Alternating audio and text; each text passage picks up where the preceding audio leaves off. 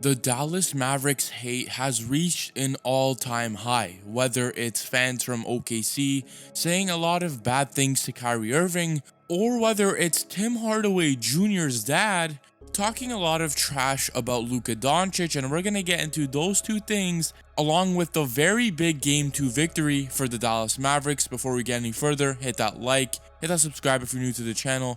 Let's get right into today's video. If you guys don't know who Tim Hardaway Jr. is, and I'm pretty sure everyone knows who he is a small forward on the Dallas Mavericks who just got a very big standout performance against the OKC Thunder, dropping 17 points in only 18 minutes of play. That's a statement. But on the topic of statement, his father made a very weird statement that I do not agree with, saying that the ball moves better when Luka Doncic is not on the court, and that Luka Doncic shouldn't dribble the ball whatsoever because the team just gonna play better. Take a listen to what he had to say.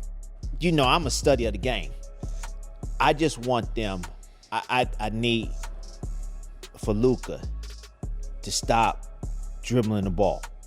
You know, stop being ball dominant. But that's his game. You got automatically in the first sentence, he just contradicts himself, saying, I don't want Luka Doncic to be ball dominant, but that's who he is. You got to know how to be ball dominant, but you got to know how to run offense.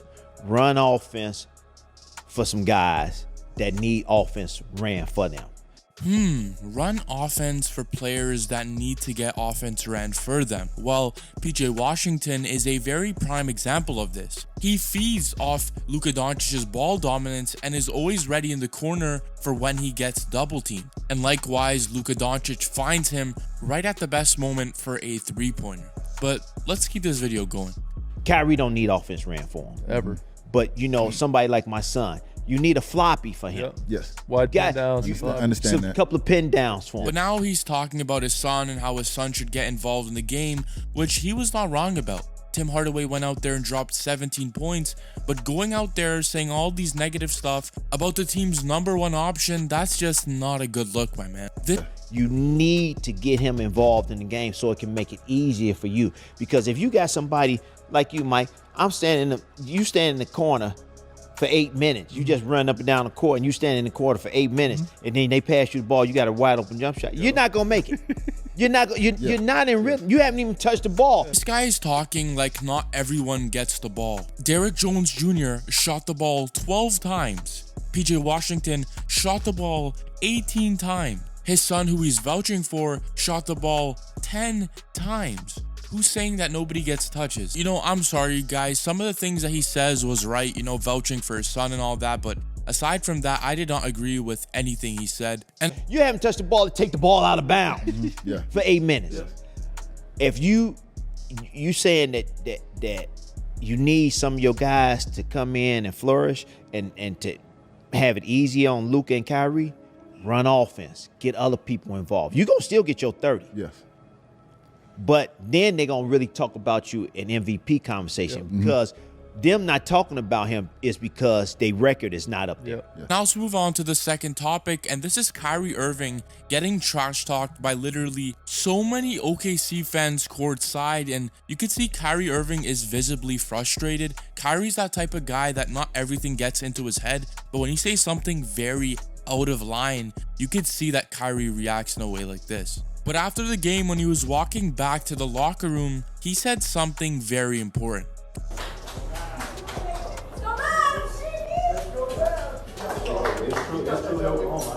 He said it's truly Oklahoma, and y'all know what that means. There were comments saying, my sister lived in Norman for 25 years or so, and I have to say, Kyrie isn't wrong. Not that different, and we just move on. Now let's talk about the Game 2 victory, which was absolutely huge for PJ Washington, man. 29 points, 11 rebounds, 4 assists, 2 steals, and a block.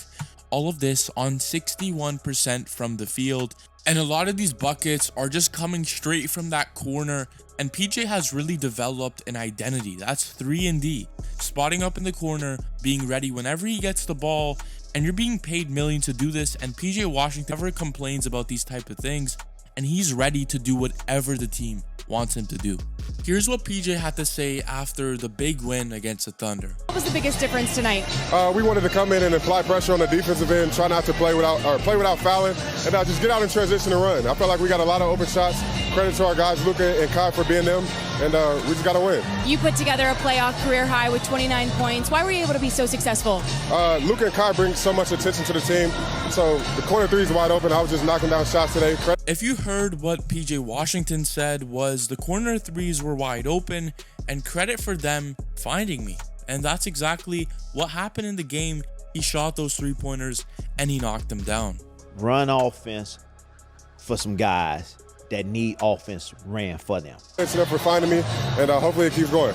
After game one, Luka said he had to be better.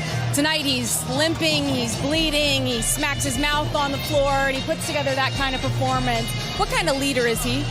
He shows it all every night. He gives it his all. I mean, he's one of the best players to play the game right now, and I'm just glad to be on his team. I mean, he's special, and he makes special plays each and every night. And from this interview, I don't see anyone on the team complaining about Luka not passing the ball and that he's not a good player when he dribbles. So whatever that guy said at the start, it's just being debunked as we move forward.